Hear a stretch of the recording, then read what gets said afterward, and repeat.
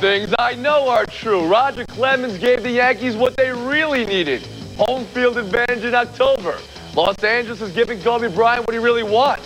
The Lakers or the Clippers. Nomar Garciaparra might get something he doesn't want or need. And I'm Tony Reale. Playing for the Cubs means a daily face full of J. Anthony Mariotti. Oh, come on.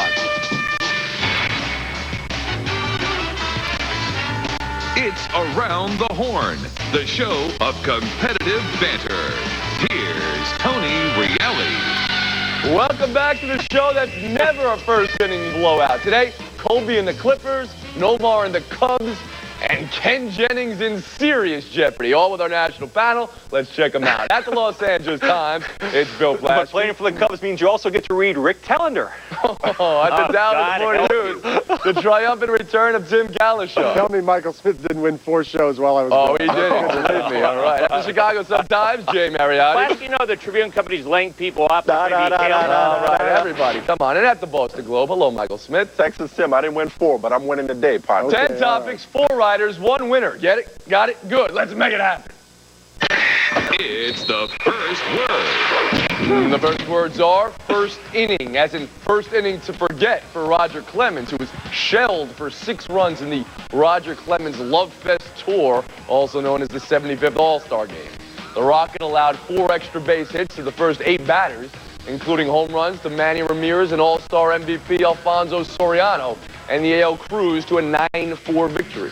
Clemens had never allowed 6 runs in the opening inning of any of his 624 regular season starts. So, guys, what do you make of Clemens' performance last night, Michael Smith? Hey, only somebody as twisted as Jay Mariotti would derive pleasure from seeing the homecoming king get pie in the face in the All-Star game. I was actually upset for Roger Clemens last night. As crazy as that may sound, this guy has become lovable. He's an ambassador for the game. He may be the best pitcher of all time that we're watching right now. And to see a guy who, going back to Houston, pitching in the All-Star game, coming out of retirement, giving us all a treat by a 10-3 start this year, to get hammered in the first inning for the first and probably only time in his career, that's an anomaly. I feel sorry for the pleasure. guy. I just have perspective, Smith. And the fact is you're going to feel sorry for somebody. How about, you know, the homeless, people who are ill, people fighting overseas? I don't feel sorry for Roger Clemens. Let me give you some reasons here. Number 1, he pitched on Saturday. Is this a serious competition or an exhibition? Number 2, all this guy did, he was the host for Houston, Texas here. I mean, that's well and good here, but Tony, it comes back to what you said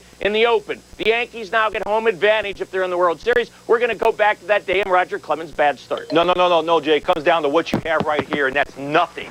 How can you not? You have no heart. How can you not feel bad for Roger Clemens here? He wasn't paid for this game. It's an exhibition game. It was a coronation for him. He gets there on his home field, his whole family there. This is what he came back to Houston for. Plus, he's playing with the guys playing behind him. Jeff Kenner makes an error. Mike Piazza and he, the catcher, aren't talking. But why is everybody buying into the love fest? They gave him a ceremony halfway through the game. Gallishaw, you can't buy into that. No, that was a mistake. First of all, Plaschke, what Jay has right here is a microphone. He needs to take it off for a few days and give it a rest.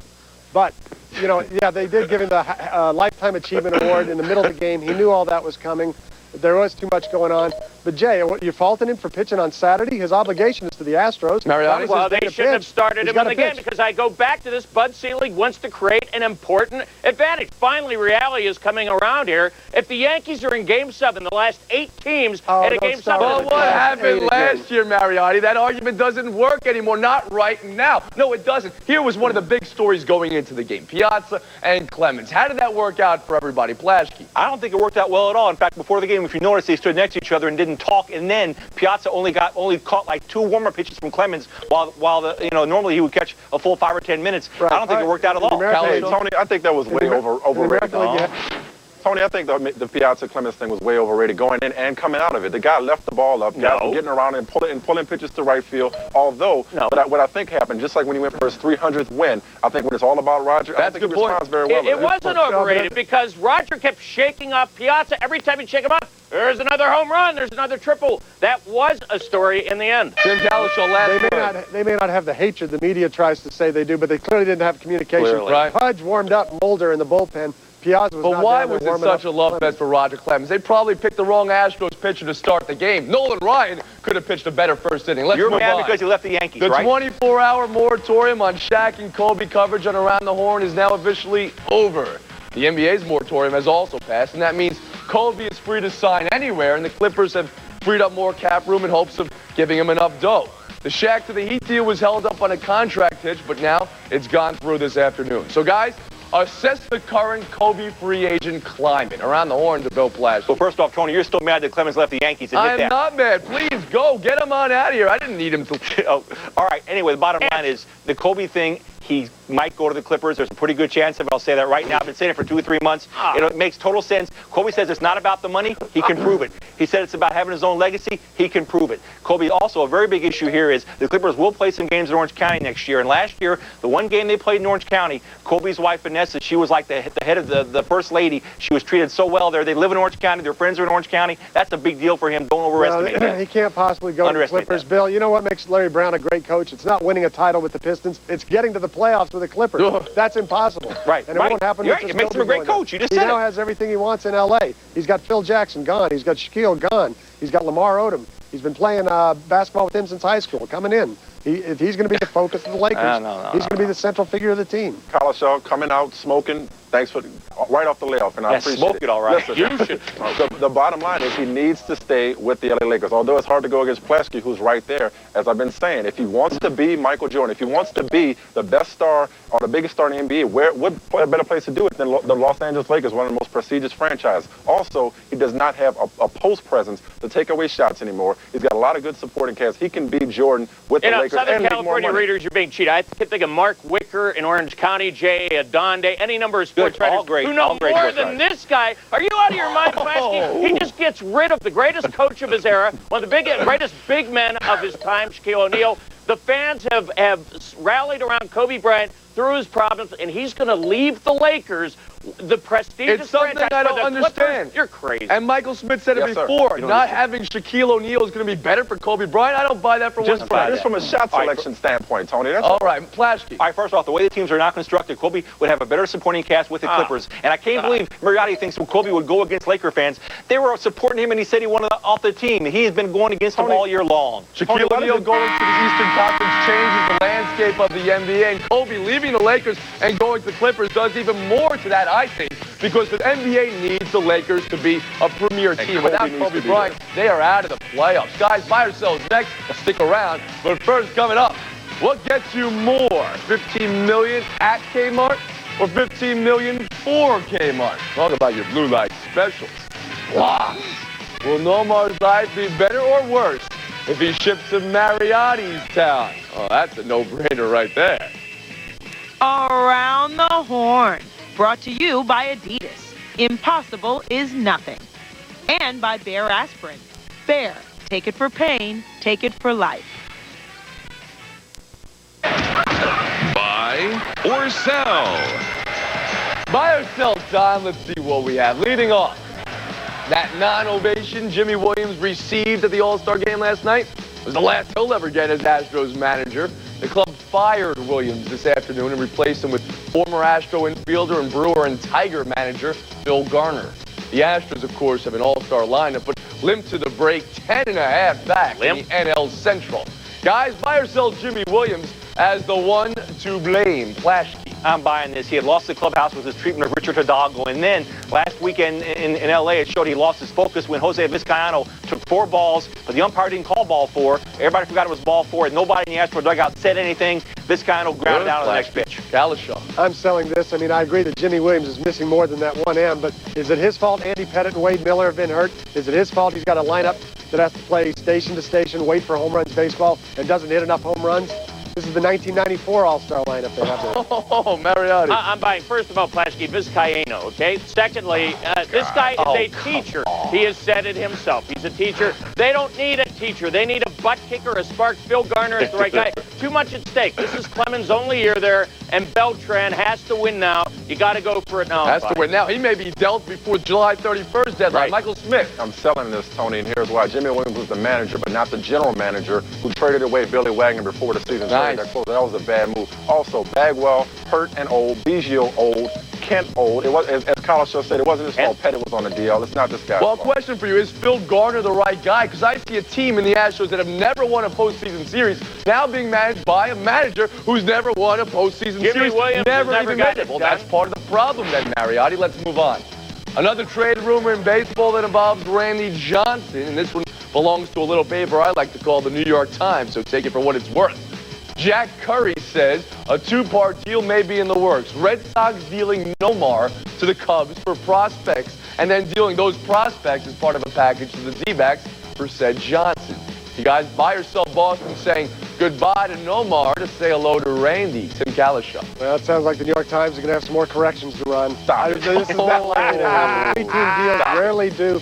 Arizona's going to want a ton of prospects, good players. This deal won't happen. Jay Mariotti. No, I'm buying. Here's some inside info. You know, the Cubs, Clement. Boston wanted Clement. The Cubs didn't want to do it. What the Cubs are going to do is trade for Orlando Cabrera, the shortstop of the Expos, for Alex Gonzalez. Mark it down. Michael Smith. You know what? I'm buying this, and I'm taking Mariotti's inside information and placing it inside the trash can. Because the last time Mariotti said inside information, Shaq wasn't getting traded. Now he's going to Miami. Boston needs to make this happen. They need a number 3 starter. It's Wakefield, Arroyo, Lowe, not going to get it done. Move Polk to the shortstop. Nomar's not going to be here anyway after this year. Bill Plaschke. All right, here, Jay, here's a pronunciation got for you. Insufferable. Can you pronounce that? Yeah, and I'm selling this. Randy Johnson is not going to get traded. He doesn't want to play again with Kurt Schilling. They weren't the best of friends in Arizona. This trade's not going to happen. Doesn't matter. They beat the Yankees in Arizona, so the Red Sox may have to make this move just to keep Randy Johnson away from the Yankees. Let's move on. He doesn't want to play. The long wait gripping the nation is almost over. We almost know where Kenyon Martin will be playing basketball next season. Our man David Aldridge reports the Denver Nuggets are prepared to offer Kmart a max contract with a huge first-year payoff that includes a $15 million signing bonus.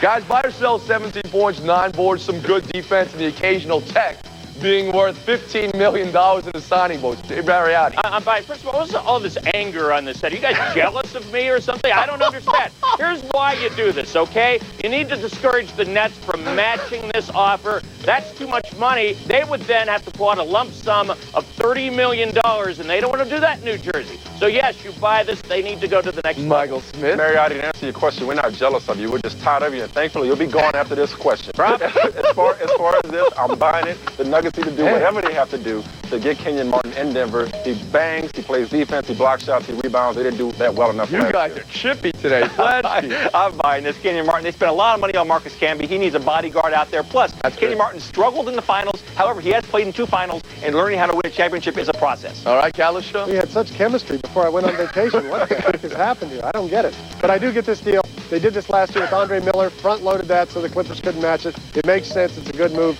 The Nuggets have a good core of young players. But everybody, $15 million for Kenyon Martin. They just saw Rasheed Wallace get $10 million. Hold on a second. Let's take a look at Jay Mariotti. For the first time, he finally shuts up. All right. And then what a lovely there were 3. He quit. Rest of you guys is coming up. Will Tiger Woods take the oldest title in golf when he sticks his tee into England's hallowed ground?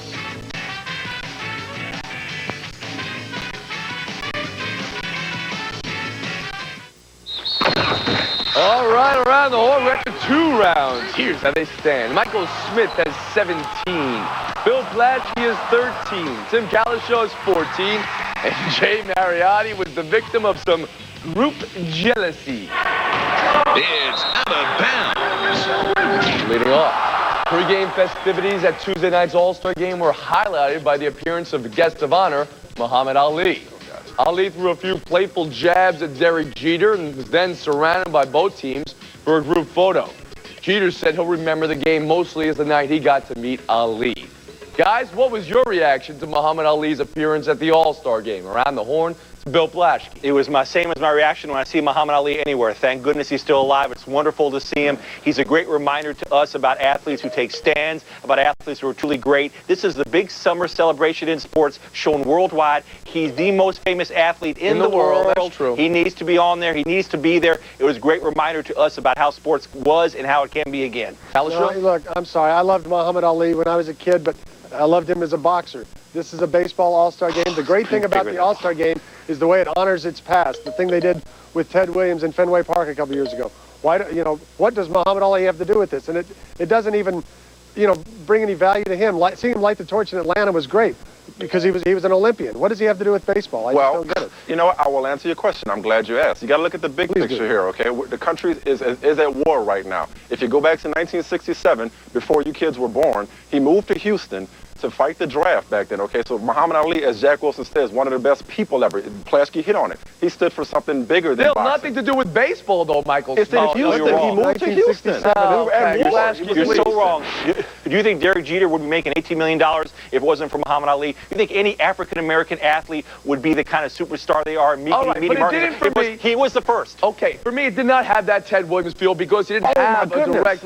This is my problem with this, okay? And I respect and admire Muhammad Ali. I've only seen him box on ESPN Classic, and that's pathetic. I understand that. But still, something about this doesn't sit right with me. I don't like seeing him in this condition that he's in because of the Parkinson's. You can never see enough of Muhammad Ali. Absolutely. He's a living legend. Did you see how all the players were in awe of this guy? You can never see enough of him. What do you say, Tim Calishaw?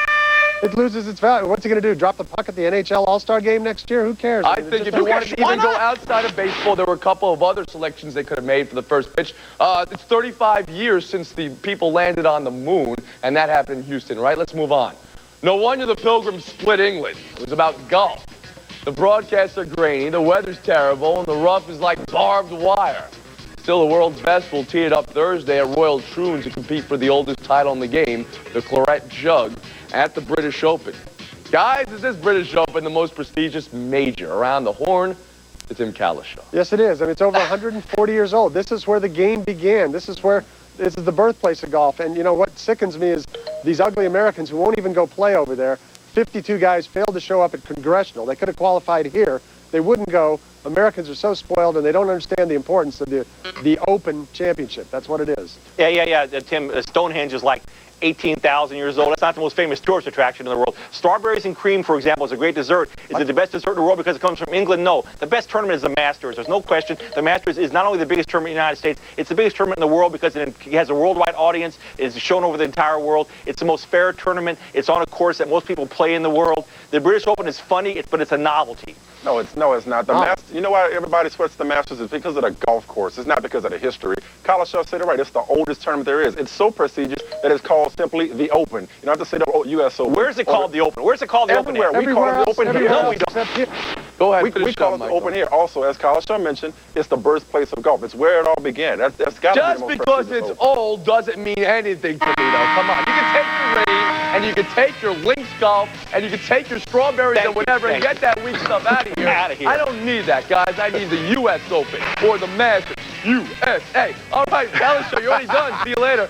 And our showdown will be Bill Plaschke and Michael Smith. 2 men enter, and one guy gets 15 seconds to yes. Next. But first, in the history of baseball, has anyone made more money per pitch than this lucky clown?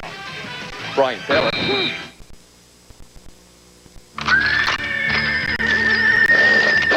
Time for showdown. Bill Plaschke and Michael Smith. Let's get it going. Leading off, Mark Cuban, Vince Carter, and Britney Spears have something in common. They can't stay out of the news. Published trade rumors have the Mavs in pursuit of Carter's service via a three-way trade, possibly involving the Knicks or Warriors.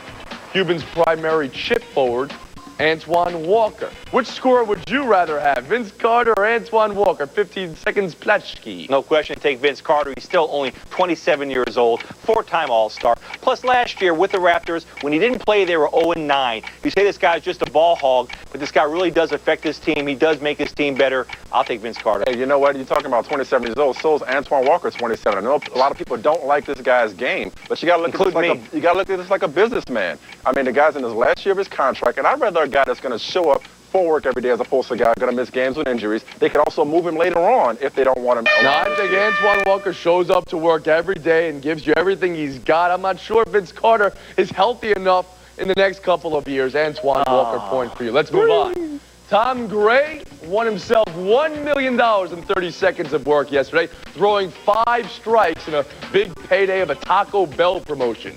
Meanwhile, Ken Jennings passed $1 million in Jeopardy earnings with his 30th consecutive win. And he's really starting to tick me off. What's the easier way to make a mill? The way Gray did or Jennings has? 15 seconds for the Smith. Go. This should be a sweep. This is easy. Look, anybody could have thrown a baseball through that. I could have done that and got $1 million. Why didn't they call me for it? Ken Jennings, 30 consecutive Jeopardy wins. There are a lot of smart people in the world, a lot of smart people on Jeopardy. This guy is unstoppable. It's definitely Ken Jennings. Michael, you said anybody could have done that to a baseball. I'd have watched Roger Clemens a few minutes later. He couldn't throw 5 strikes in 30 seconds. I watched Hideo Nomo. Hideo Nomo didn't throw 5 strikes in 3 months here. Definitely the Jeopardy is a lot easier because the guy's just brilliant and the competition is not very good and they know it's not good and that's why he's winning. Smith, let me tell you something. You may be right, but this Jeopardy, guys, I might pay no mindless point for you, Plasky. Right. And finally, the twins. The August issue of Vogue magazine unveils Barbara and Jenna Bush. The first time the first twins have done the media tour. They have a lot of work to do if they want to catch up to the reigning twins of the media tour, Mary-Kate and Ashley. Unfortunately for the Olsens, Vogue hasn't come a-calling. It's been the Enquirer and Globe. Better twins outlook for the future, the Bush twins or the Olsen twins? For the game, Plasky.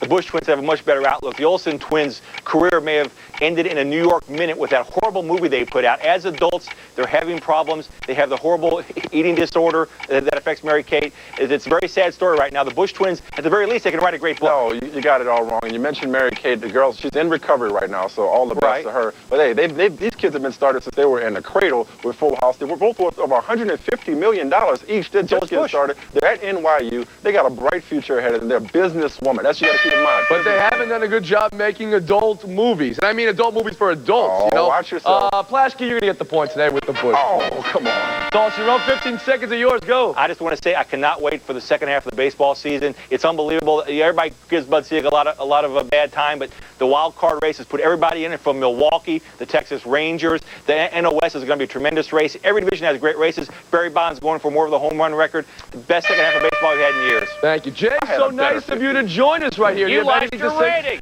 You lost your rating. I didn't lose your rating. Future's not that bright for you, Jay. All right, that's going to do it, folks. We're in a 23.5-hour break. We'll see you tomorrow around the Horn. How's my winning percentage ever going to It goes down. How's it ever It goes down. Around the Horn is a presentation of ESPN, the worldwide leader in sports. For up-to-the-minute sports information, log on to ESPN.com. I got to get Sunglasses. You need me. I don't know about that.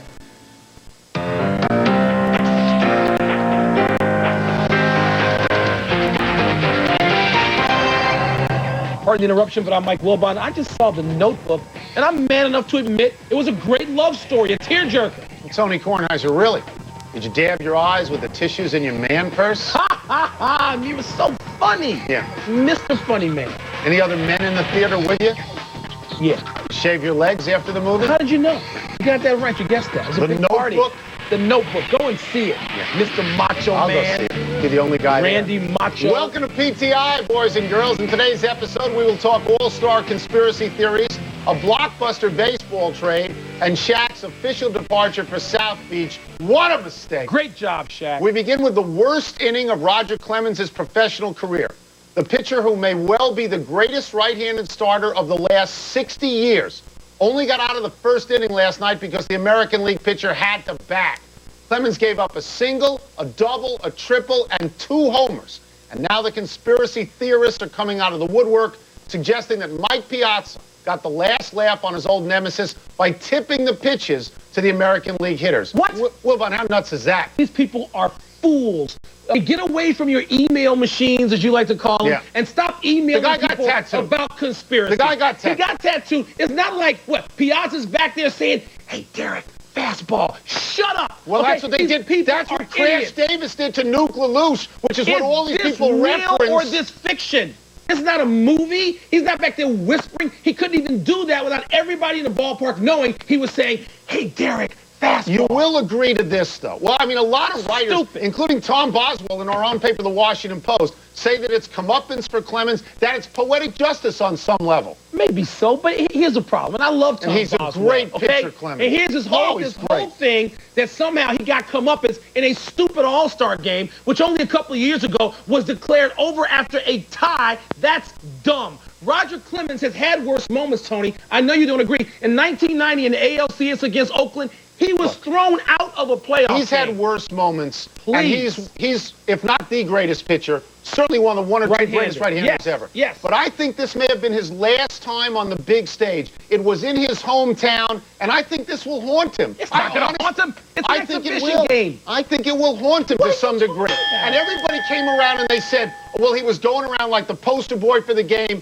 and he was out late, and he was selling the game. I think in his heart of hearts, he feels like he got stung badly. It's an all-star game. Who cares? Clemens didn't even have the worst all-star break of anyone on the Astros, his own team. Jimmy Williams, because his loaded team is 10.5 games out of first in the NL Central, has been fired and replaced by Phil Gardner. At least Clemens still has a job. The Astros are 4.5 out in the wild card spot.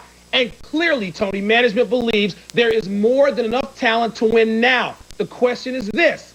Is Gardner, who has had 10 straight losing seasons as a manager, the guy to save the Stros? He is there as an interim manager. He is being named the interim manager. Was it going to replace him before the season's over? No, I don't think so. But I think that what Houston has decided, they've got real talent, and they have added Andy Pettitte, who's off to a slow start because he got hurt but has a winning record. Clemens is having a great season. Beltran, since coming over, is doing well. I think they feel that any new voice is better than the old voice at this point. I mean, they could have brought in you to be the manager. People would say he was crying at the movies, and you still could get him to win because they're ready to listen to someone new. You think they're ready? You think that's all it's going to take for them is voices? I'm not. I mean, it's not like this team has been together 8 or 9 years. This team was put together. They got pitching. They have been together. Some of the guys have been there forever. Get Bagwell and Biggio, but look what they've been surrounded by. They got pitching. They got talent. It's more than voices. They've got talent, and if they respond to a new manager, they weren't responding to Jimmy Williams. No, they weren't. They weren't. A story in today's New York Times suggests that the Boston Red Sox might send Nomar Garciaparra to the Chicago Cubs for a bunch of prospects and then repackage those prospects to the Arizona Diamondbacks for Randy Johnson. Wilbert, I know you stopped listening to anything that came after Nomar to the Cubs just now, but if you could wipe the drool from your mouth, what do you think of the whole concept involved here? What'd you say? Get beyond Nomar to the Cubs. I'm writing the Nomar in the lineup in the number 2 spot behind Corey Patterson and ahead of Sammy Sosa. I don't have time for your foolishness. In other words, you want me to address the Randy Johnson part of it? No, well, obviously you must think, look, Nomar's a Hall of Fame shortstop at the moment. So obviously that is great for the Cubs, and they would only be losing the Red Sox, if they trot out there Schilling, Unit, and Pedro, I mean, that looks wonderful. It does. And you got to think, but Tony, they are, what, 7 games behind the Yankees? Wait. 7. You sit here. Unit's going to make all that up. You take every opportunity to slam Theo Epstein, right? Call him a genius. No, I just make fun of you. No, you slam. I'm slamming you, not If he Theo. were to get Nomar Garciaparra is basically playing out the string there anyway. He's probably not going to re-sign. He's going to leave. If they were to end up with Randy Johnson to come and chase the Yankees with that kind of threesome, what'd you think? Let me try to make this plain for you about what the Red Sox and the Cubs have to do. They don't have to get any more people. They don't have to add any more Ivy. They don't have to put any more seats on the monster. They have to win. Will you think Randy Johnson could help them win? If they win, he's a genius. If they don't, they're still the Red Sox and they're still the Cubs. We okay with that now? Tony, we got to stop talking baseball anyway. Something much nearer and dearer to our hearts is only about 8 hours away, the British Open. The third major of the year is being played at one of the world's great courses, Royal Troon. Tony, the 3 guys I'm rooting for are Tiger, because I always root for Tiger, Sergio, because I always root for Sergio, and Colin Montgomery, because this is the last chance for me to root for Colin Montgomery. So who do you like, and who's going to win? Well, those are all worthy people. It'll be nice to see Montgomery finally win a major, and especially win the British Open at a course that his father was a superintendent of or the manager of, that he's played 1,000 times. Do you think he can win? Do you think at 41 years old he can win, even though that's his history in the British Open is too awful for me to think he could win, though it would be nice. But you know who I want to win? Who? I want Phil Mickelson to win. I'm going to tell you why.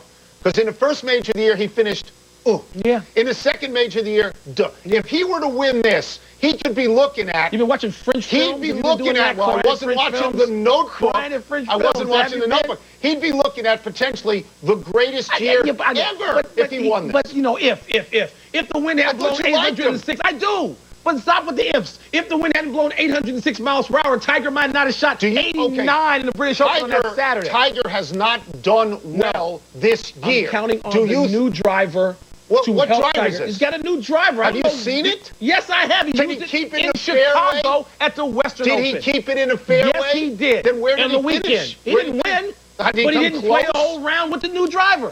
I got Tiger to win. You want to laugh at that? Who am I dealing with here? Well, what are you? Who are you? That Karsten Ping? Whatever his name is, reality will tell us.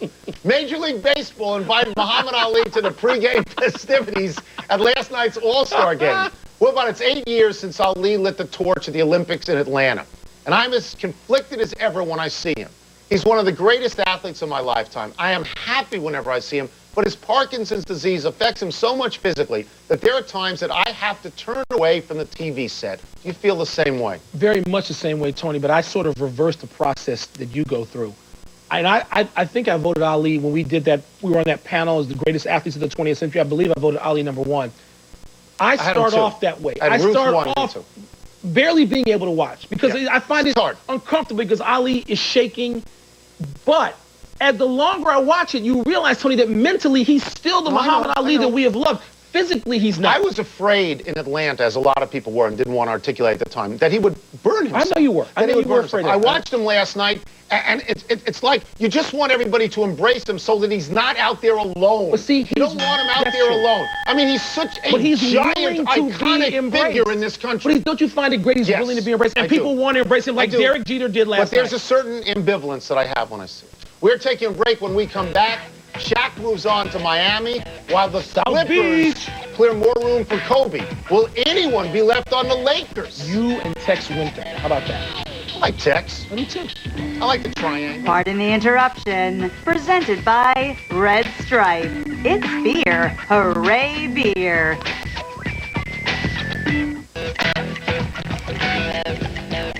It's now official. The Los Angeles Lakers have traded Shaq to the Miami Heat for Lamar Odom, Ryan Grant, Caron Butler, and a future first-rounder. It is an incomprehensibly stupid move by the Lakers. And if David Aldridge has half a brain, he will agree with me. How about it? You never trade Shaquille O'Neal. Thank you. It's my opinion. Look at Wilbon. Never Tell Wilbon this. Shaquille O'Neal. Exactly. That's my opinion. That's my opinion. Here's what I want to move on. You go from being invincible to being vincible. That's very invincible. We'll get to Vince in a minute, right? But how dangerous, David, how risky is it to trade Shaquille O'Neal before you have Kobe Bryant's name on a contract? It's very dangerous. This is a franchise risking 48 hours for this franchise because if they trade Shaq and Kobe, who still has not made up his mind as we talk, decides to go to the Clippers, who now have the room, well, Jerry Buss can just sell, he can fold the tent because they're not going to sell anything. Is this all Jerry Buss?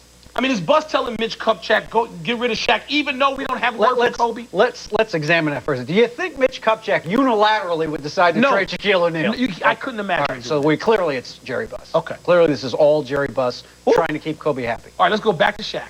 Do you have the Heat immediately being a title contender? Because we know Shaq is going to say, yes, we're a title contender. I think they are a contender to get to the finals. There's no question. In the East, which is not as bad as people think, but certainly not as good as the West, they certainly are among the top 3 or 4 teams now with Shaq. There's no question. You mentioned Kobe Bryant and where he would end up. The Clippers have cleared out more room by dumping a couple of people on the Bobcats. One of whom's a pretty good player, Melvin Ely. Yeah. Right, earlier today. That makes them, in their minds, serious players for Kobe Bryant. But do you honestly believe, because I don't, do you honestly believe that Kobe Bryant will go to the Clippers? I still don't think so, Tony, because of, again, and we're all guessing, okay? None of us know. But it seems to me that Kobe's relationship with Jerry Buss is genuine, and there is some affection there. He knows Jerry Buss. He knows what Jerry Buss will do to make a team a championship contender. Given the track record of Donald Sterling and what he's done with that franchise, I cannot imagine that Kobe Bryant, whose most important thing is winning, more than the money, the endorsement, he wants to win. I can't imagine he would trust Donald Sterling to do the things to make that team a contender and keep them. Then what is this about? Yeah, what is this? I think he genuinely is intrigued by the Clippers, wanting to turn their history around. I can see that from a historical perspective. But again, it comes down to ownership. First and foremost, what are the owners going to do to make you a championship contender, and what are they going to do to keep you there? And Donald Sterling has never shown the ability to keep a team in championship contender status. Wow. All right, let's move to some other people for a second. Kenyon Martin. The Nuggets have, $80+ million on the table. Atlanta's also obviously made an offer. Where do you think he's going to wind up, David? Well, you know, it probably depends on, you know, there's still an outside shot they could do a sign and trade with New Jersey and he wind up with the Nuggets. I think, though, it'll probably be an offer sheet. It just comes down to whether the Nets are going to match it. They're going to have to pay between $20 and $30 million up front within 3 or 4 weeks of this thing being signed to Kenyon Martin in one lump sum. You don't like Kenyon Martin, right? No, but I don't like him. I think in the playoffs, you don't think he's a good player? In the playoffs, at the moment of truth, he's come up small a couple of times. He played well in the playoffs last year. I think he helps the Nuggets immensely. Now, I'm going to say this. I think he's going to wind up in Denver. I really do. Because I just don't think New Jersey right now with their ownership situation can afford to write a check for $25, $30 million to one guy. Another high flyer. The high flyer. Right. Vince Carter. Yeah. Mavs have shown interest. Knicks have shown interest. Is he going either place? Well, it's going to be hard because Toronto's position is this. Vince Carter sells tickets in our building. We sell out the Air Canada Center every night, and they do because of this guy. Now, can you give us a guy who'll do that for us? If you can, God, the Knicks don't have anybody. That's the problem. So right now, I don't think it's as close to getting done as some of the other things you hear. A lot of us understand the money that goes into people like Vince Carter or Shaquille O'Neal or Kobe Bryant. They're giving a Donald Foyle. They're giving Eton Thomas. They're giving Mehmet Okur huge amounts of money, $6, $7, $8 million a year. What is that about? This is what always happens, Tony. You overpay for size. If you remember a few years ago when Calvin Booth and Jim McIlvaine and Todd McCullough. Goes back to Concac. John Concac, Blair Rasmussen. This always happens. People overpay for size because there isn't any. And so people panic and think this is the only way we're going to get size is to overpay for it. You know, what happened to you was bad and what happened to you. If you'd been 6'10", if you'd been 6'11", you wouldn't be working like this now. Thank you, David. We're taking a break. When we come back, will Sammy hit 40 homers this season? Smells like the new game sensation. Over-under's on the way, doesn't it? So cheap. That's Sammy the Bull Gravano? No, that'd be Sammy Sosa. Sammy Sosa. Or Sammy Davis. Well, he's not hitting 40. No. Time for the game that's so hot, it just dumped Lindsay Lohan. Over-under. Nice reference, R. Kelly. She's 17. That's good. Let's get the first number from Please, Stat let's Board. And get it. you don't even know what you're talking about anyway. No. Over under. First number is 10. The New York Yankees winning the AL East by over or under 10 games. I am going under. 10 is a lot of games to win a division where the Red Sox are in the division. The Red Sox who may yet get Randy Johnson. I got the Yankees winning about 95 and the Red Sox winning about 88. Yeah, the Red Sox are not showing rollover. There's nothing about the Red Sox They're this year alive in the wild card. They're just going to crash. They're alive in the wild card, and they're playing hard. They're chasing the Yankees hard. And if they get unit, even if they don't win, you would think, 5, 6 games, that's a moderate amount. 7, 8 is a lot. The Yankees are going to coast starting in September, come back to the pack a little. 10 is too many games to give. Too many. We're both under on that? We're both under. The thing is, the question is, can anybody else come from back in the pack and close it down, the Yankees? Tampa Bay, your darling Tampa Bay team. You don't like them anymore? My darlings You now. said they were so great. They were hot. That's all I said.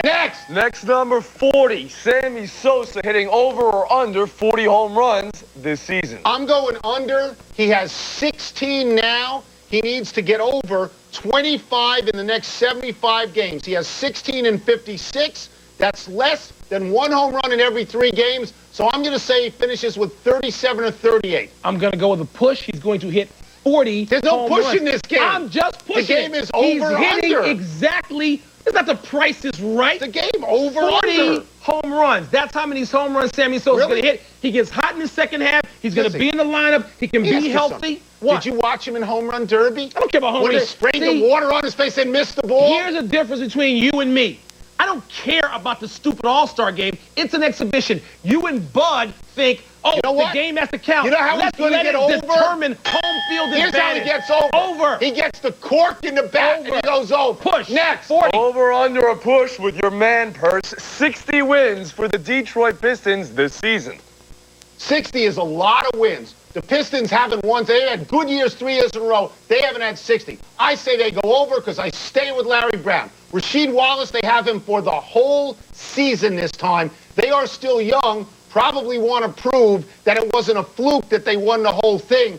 I say they go over 60. I think they were 32 and 13 once Rasheed got to Detroit. I'm going over, and maybe even way over. I think the Pistons will win. How far way over are you going to go? 65 games. Not way over. Oh, way over 72. They're not going that way over. They're not going to a place only the Bulls have been. They're going to win 64, 65 games this year. McDyess is not going to be hurt all year. He's going to help that team. And Darko is going to get off the bench and contribute. The Pistons 64, 65 You've agreed with me on games. everything except the one you push. Next.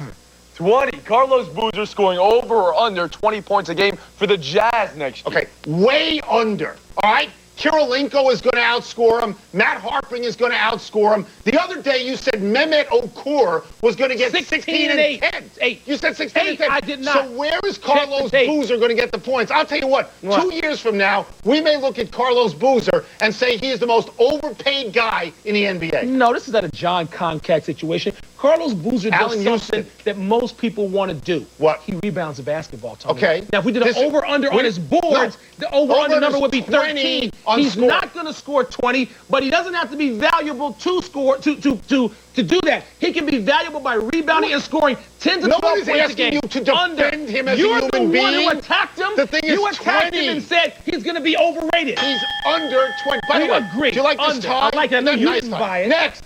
Last one, not so iron Mike Ditka getting over or under 30% of the vote if he runs for Senate. He is going way over 30% of the vote if he runs as a Republican candidate for the United States Senate in Illinois. My dog could get 30% of the vote. Illinois elected Charles Percy in your lifetime many times, a Republican senator. Yeah. And the last time in like 1966. A lot of people aren't going to vote for a guy named Obama to begin with. And they vote for Kornheiser. How about Kornheiser, Obama? Kornheiser versus Obama. I could get 31%. He will get at least 35%. It will be under. This is Illinois with a huge percentage of the votes coming from Democratic Chicago. Stick to New York politics, They like him. okay? He won it with the Bears. Let me tell you something. He won what? Did he win votes or did he win games? He won the games. I love this. 27% of the vote. You're an idiot. Let's say he brings Buddy Ryan into the campaign. They'll fight and maybe Buddy they'll get Ryan, more he'll votes. get 40%. Vote early, Time vote for often. a break.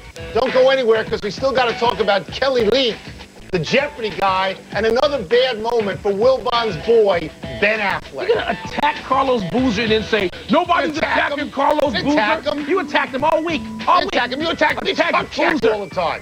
I didn't attack Mitch Kupchak. You did yesterday. How many people he got left in L.A. according to you? Pardon the interruption. Presented by Red Stripe. It's beer. Hooray, beer. Happy 43rd birthday, Jackie Earl Haley.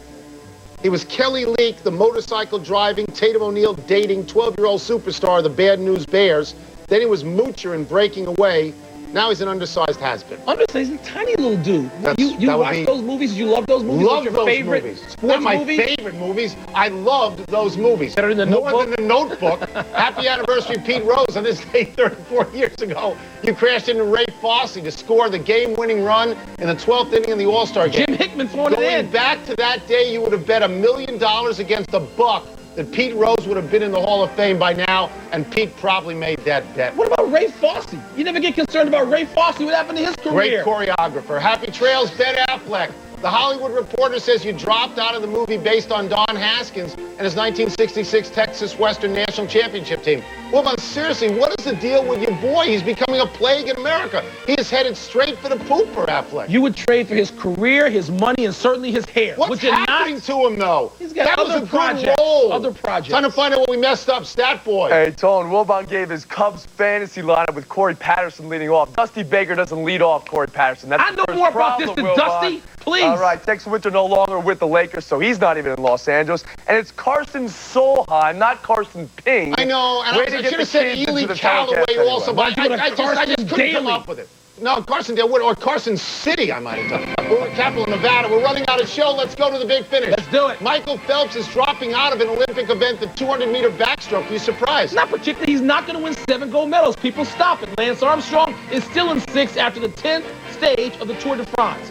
Analyze his effort. Well, how do I analyze it? Am I in France? Maybe. Am I Maybe knocking boots with Catherine Deneuve? I was saying pedal faster, but baby. Affleck could have gotten that Carlos Boozer, your boy, Carlos Boozer's former agent, will not take a commission from his deal with the Jazz. Does that make any sense? No, it's like nearly $3 million.